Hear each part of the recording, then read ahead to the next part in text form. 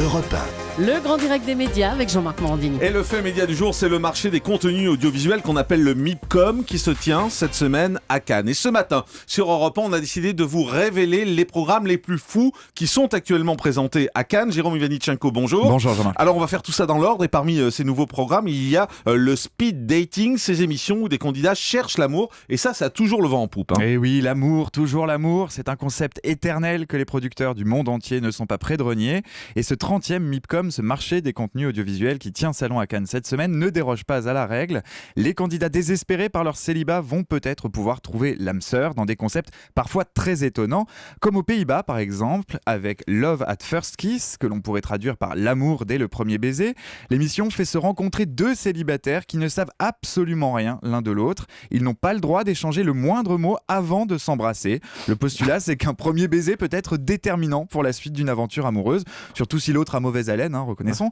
Aux États-Unis, dans Love Prison, la prison de l'amour, des couples qui ont fait connaissance sur Internet mais qui ne se sont encore jamais rencontrés vont être enfermés dans une maison isolée, avec parfois quelques surprises, on l'imagine volontiers, quand on sait que sur Internet, on a parfois tendance à enjoliver un peu la réalité. C'est clair. Et enfin, toujours aux États-Unis, je ne résiste pas à vous parler de Dating Naked, où des candidats vivent nus sur une île déserte dans un cadre exotique et où ils s'adonnent à des activités très naturelles, comme faire du cheval par exemple.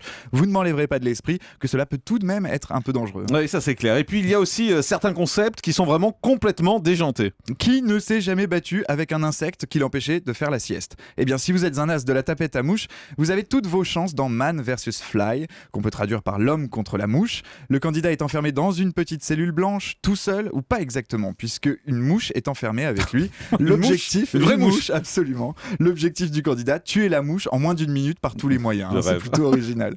Et quand ce n'est pas le concept qui repousse les limites, c'est le cadeau à gagner qui peut friser l'absurde. La société de production Endemol travaille sur un programme où les candidats qui ont été confrontés à la mort de leur chien devront s'affronter pour remporter un drôle de cadeau, écoutez bien, un clone de leur animal de compagnie. Et oui. Et dans la catégorie des quiz, on trouve aussi ce drôle de jeu qui a cartonné cet été aux Pays-Bas, 100 Years of Wisdom, qui signifie un siècle de sagesse en anglais.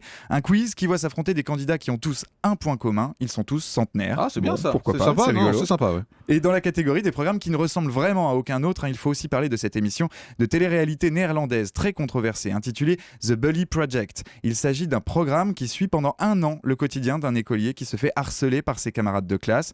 Une caméra cachée est placée dans son cartable et les vidéos sont ensuite montrées aux parents et aux élèves eux-mêmes. Un format très audacieux pour parler d'un sujet très grave. Ouais, là, c'est pas du divertissement, on est vraiment dans de l'info. Parmi toutes ces nouveautés, on note aussi la montée en puissance d'un phénomène, c'est l'interactivité avec les téléspectateurs. Et oui, un phénomène qui est déjà en cours de rodage avec Rising Star sur M6, qui place le téléspectateur au cœur du dispositif en décidant de faire lever le mur en temps réel pendant la prestation du candidat. Cette tendance ne devrait pas se tarir, citons The People's Choice, un quiz qui n'est pas sans rappeler une famille en or où les candidats devaient trouver les réponses les plus populaires exprimées par un panel. Cette fois, c'est l'avis des internautes qui est pris en compte par l'application dédiée au jeu et que les candidats doivent essayer de deviner. Il y a aussi Don't Ask Me, Ask Britain, développé en Grande-Bretagne donc, où les candidats doivent retrouver l'opinion la plus partagée par les Anglais sur des sujets d'actualité. Et puis il y a enfin le concept des stars à éliminer en direct. On les voit danser dans Danse avec les stars, on les a vus plonger dans Splash, on les verra peut-être désormais faire de la gym acrobatique, comme dans Tumble, un concept anglais, ou encore faire du pole dance. Vous savez, le pole dance, c'est cette danse du striptease. Oui. Dans Julie m'a montré déjà. Celebrity Pole Bien sûr. Dancing. Je suis au Crazy tous les soirs, si vous C'est voulez. ça, non, mais vous savez, c'est sur une barre comme ça. Évidemment, comme au Ah, vous Crazy Horse. connaissez Au Crazy Horse, il y a ça. Ah, d'accord. Dans des clubs aussi, Dans des clubs. que je ne C'est-à-dire fréquente pas. C'est ça, Mais j'en ouais. entends parler par vous. Enfin, à vous, pour cette dernière émission, on attendra tout de même de voir le casting avant de s'emballer un peu. Effectivement, merci beaucoup Jérôme Ivanichenko. Le grand direct des médias. Jean-Marc Morandini.